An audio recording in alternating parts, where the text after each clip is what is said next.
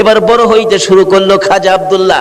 19 বছরে পৌঁছলে নওফেলের মেয়ে মরিয়ম বারবার খালি ডাকে, কি আব্দুল্লাহ রে, তোর পায়ে দড়ি, তোর বাবারে বলিস আমারে নি তোর বউ বানাবো, তোর ঘরে নি তুইলা নিব।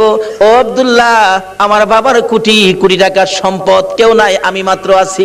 আব্দুল্লাহ রে, কথা দিলাম রে, আমার বাবার সকল সম্পদ আমি তোর পায়ের মধ্যে ঢাইলা দিব।